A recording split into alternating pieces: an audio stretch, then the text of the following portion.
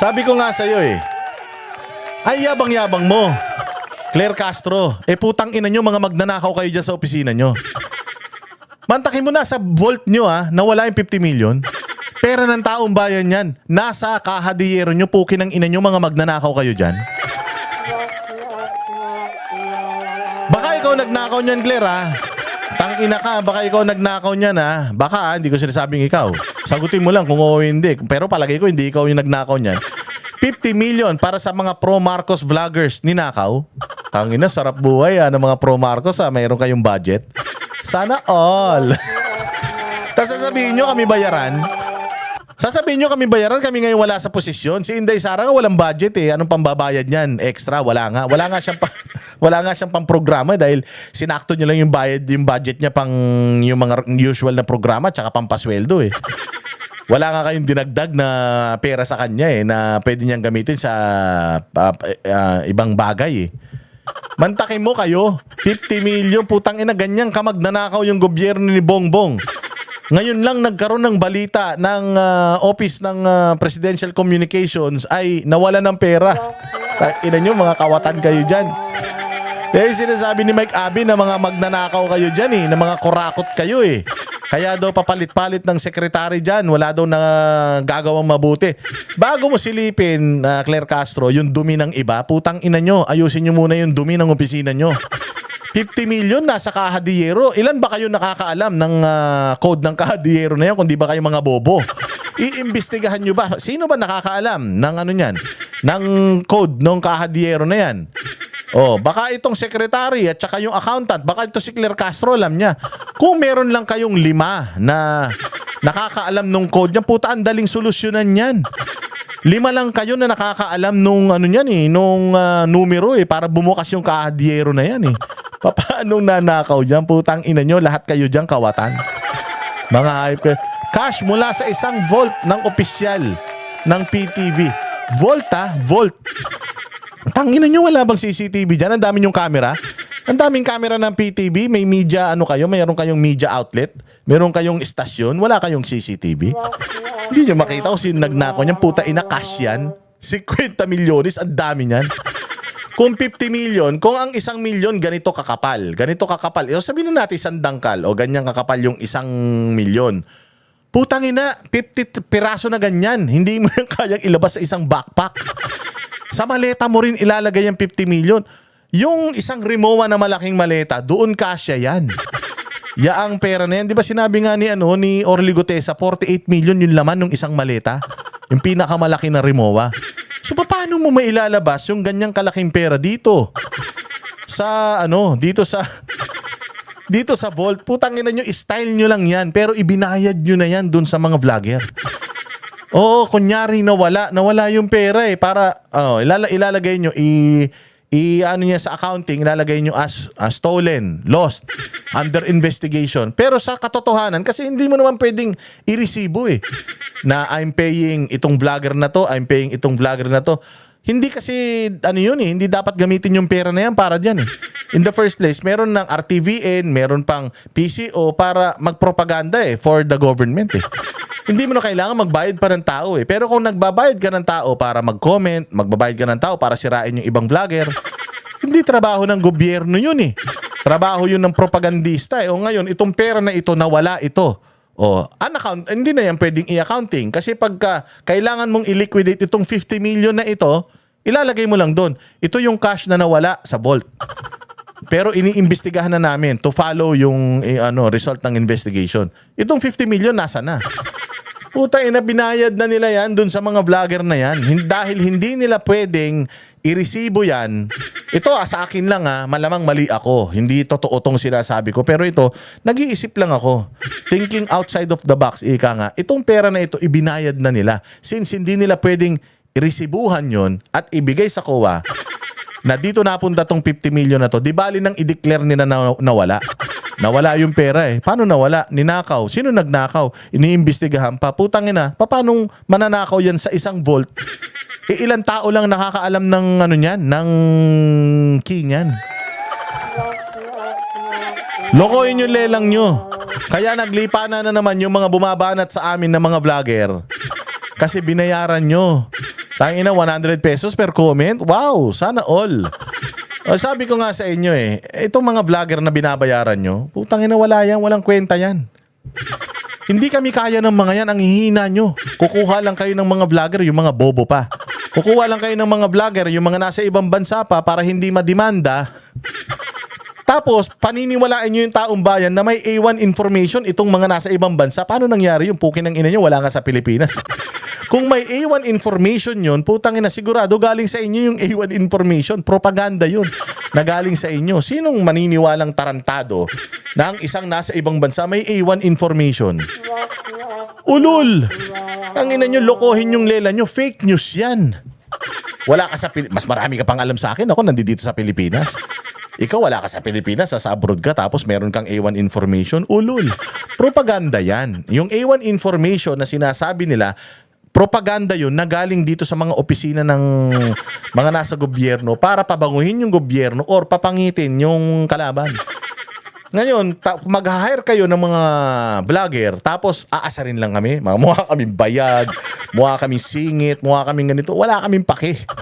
Wala kaming pake because hindi issue ng bayan natin Pilipinas yung mukha ko. Ang issue natin yung mga pagnanakaw, yung mga hayop kayo. Matagal nang ganito mukha ko, tanggap ko na to. Putang ina, nagkaasawa na nga ako ng 10 sa pagmumukha na ito. Kaya hindi ko na problema yun. Wag niyong problemahin yung itsura ko. Ang problemahin natin yung mga pagnanakaw sa gobyerno. Meron ng isang DDS na kapitan, PDP laban member na kapitan, na habang nagla-livestream pinapatay. Baka dyan napunta yung 50 million na yan. O baka kasama yung nawawala na yan para walang paper trail, para walang resibo, kunyari ninakaw, tas pinangbabayad na yan sa mga hitman na iisa-isa sa mga kalaban nila. Natatakot ba kami? Matatakot ba ako? Na pag lumabas ako dyan, pwedeng mamatay ako? Tangina, wala. Hindi kami natatakot sa ganyan. Hindi kami natatakot makulong. Hindi kami natatakot na mademanda kahit ano. Hindi kami natatakot. Bakit? Kailangan naming ilabas yung Vox Populi, ang boses ng bayan. Ito ang boss ng bayan. Style nyo bulok, 50 million na nakaw. Tangina, tanga lang maniniwala dyan. Kalbo lang ang maniniwala na yung 50 million na yan ninakaw. Diyan sa loob ng opisina, sa loob ng vault, punong-puno ng CCTV. Hindi nyo alam kung sino? Okay ng ina nyo, mga ulul. Every day, alam nyo yan. Pag pumasok ako, checking ko kung nandiyan pa yung pera na yan. Oops, nandiyan pa. Ilalak ko yan. Every day, 50 million, laman ng vault.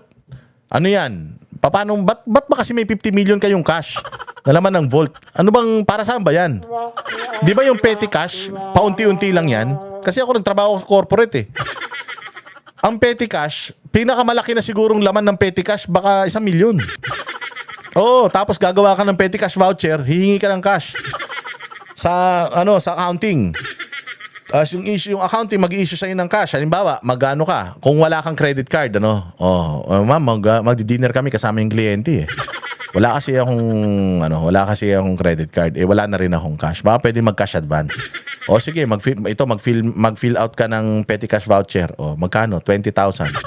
20,000. Sige, akin na yung cash. Ito, pipirmahan ko, tinanggap mo yung cash. Nasa akin na yung cash. Ngayon, magdi-dinner kami. Yung resibo nun, kukunin ko. I-reimburse ko yun. Yung kinuha kong cash, papalitan ko yun ng resibo. Yun yung paper trail.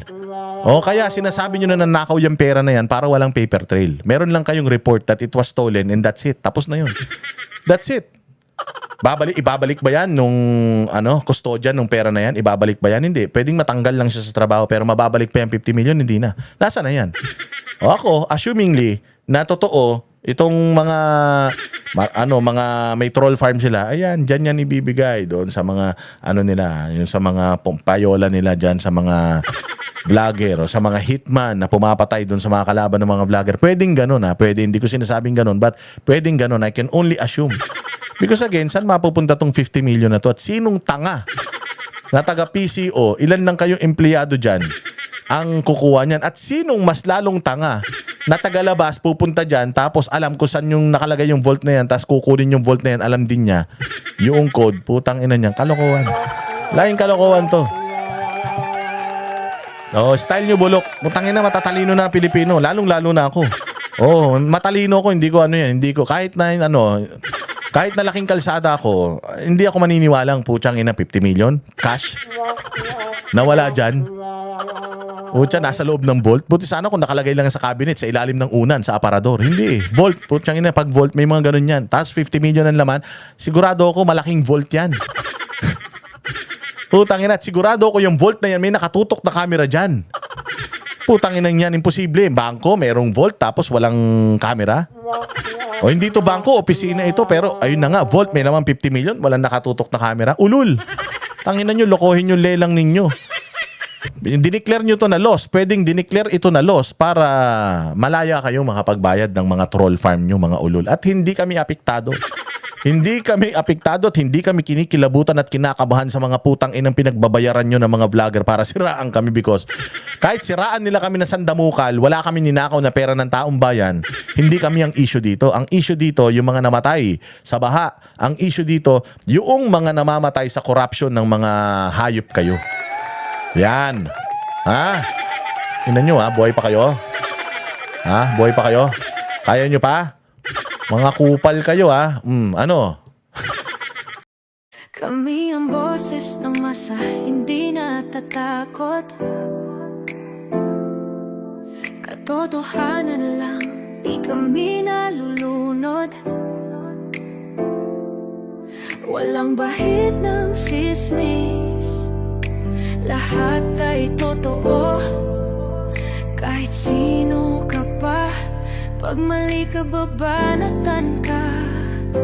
Walang pinipili kulay, wala kaming kinikilingan.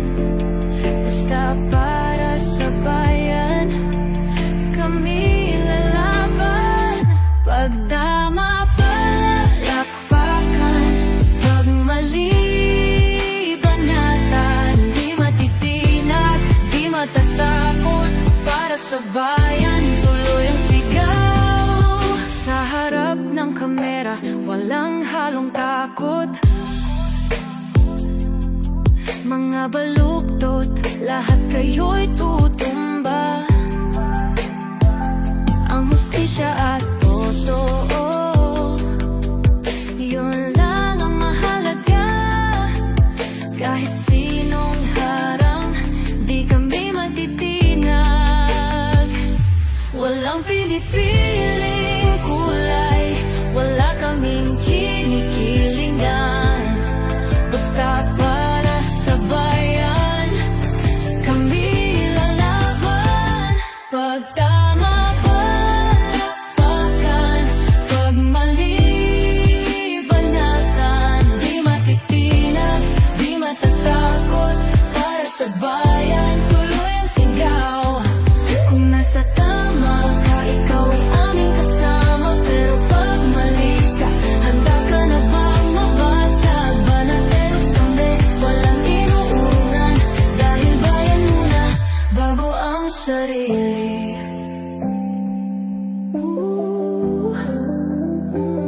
Bago ang sarili.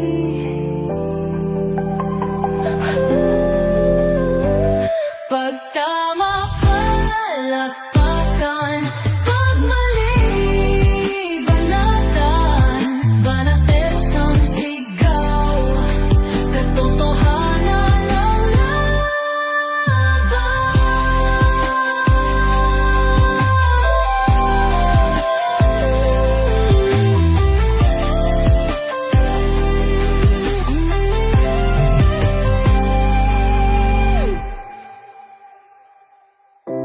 Sa harap